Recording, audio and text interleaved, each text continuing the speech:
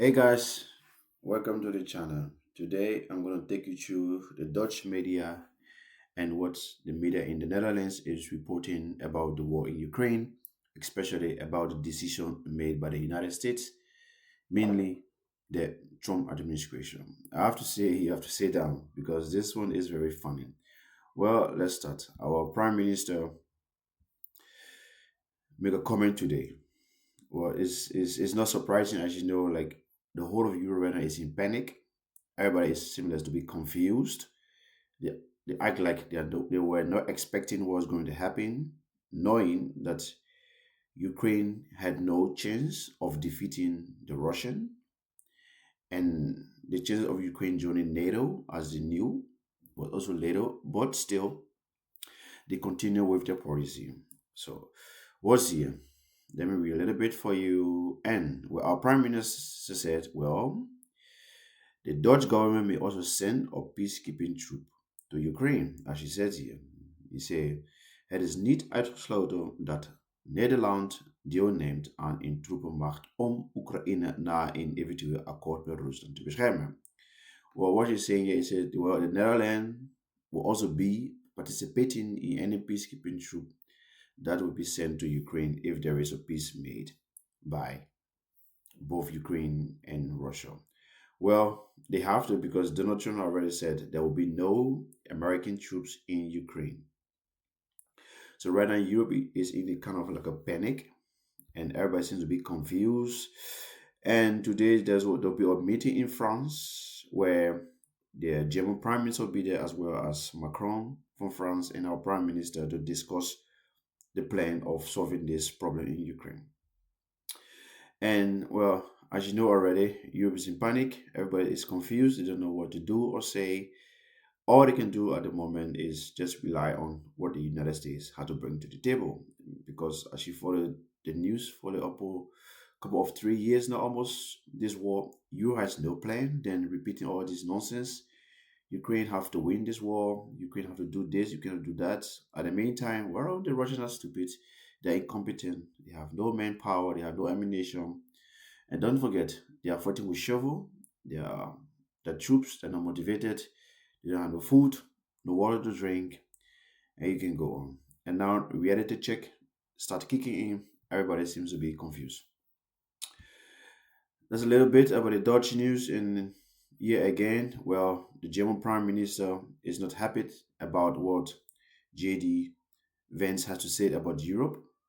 He said, like, well, China, Russia is not a threat to Europe, but it's within Europe itself. And, well, the European Union didn't really like what was said. Now everybody seems to be very angry and trying to attack the United States. So nobody knows what's going to happen, but this could be a lot of problem in Europe and also maybe the end of, well, NATO. We don't know yet. Things are developing. We shall see. Let me show you the other one. This website is called the New Personal. I have an article here for you. Here it says Zelensky. Zelensky says Ukraine membership to NATO is not off the table. And in case of that, then Europe, including Ukraine, has to create their own kind of NATO. Well, most people knows already it's nonsense. So it don't happen without the United States. There is a chance, but I don't think that can happen within a couple of 2 or 3 years. It could take much longer because, as most of you people know, the United States have a lot of impact on what's happening in Europe, especially NATO. What I really like about this website, you can see those who comment, and I have to say, a lot of angry birds. Everybody is angry about what's happening right now. They're angry. Donald Trump, the United States, and don't forget, they were the same people who were repeating the nonsense from the mainstream media. The Ukrainians are winning. The Russians have no chance of winning this war. The Russia don't have the manpower, they don't have ammunition, and don't forget, the Russian economic is collapsing every day as I keep repeating this nonsense. Now, reality have come in. Everybody seems to be confused. Now, the blaming game has started. Knowing from the beginning of the conflict, people like Doug McGregor, Scott Ritter, Jeffrey Sachs, and John Maishama, and a lot of people who've been repeating and saying this thing, Ukraine had no chance of winning this conflict, that you have to look for a better solution to end the war as soon as possible.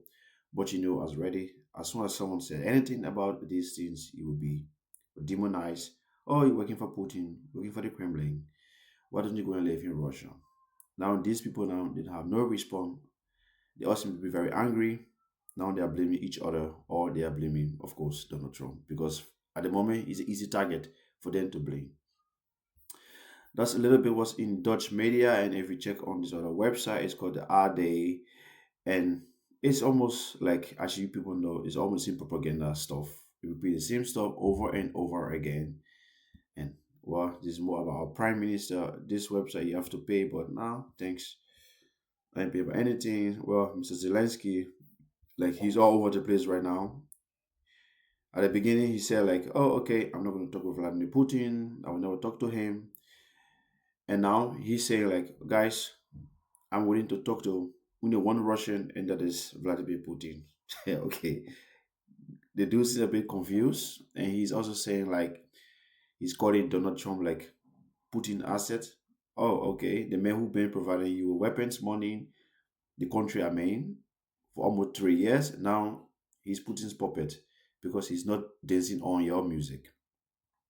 So, guys, this is what is really going on in Europe at the moment. And, well, as we all know, most of you guys who are repeating this, that Ukraine had no chance of winning this war and that Russia were winning. Well, this is a reality now.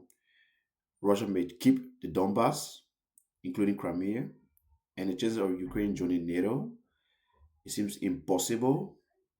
And whatever might happen, we don't know yet. But I don't think there'll be any better deal for Ukraine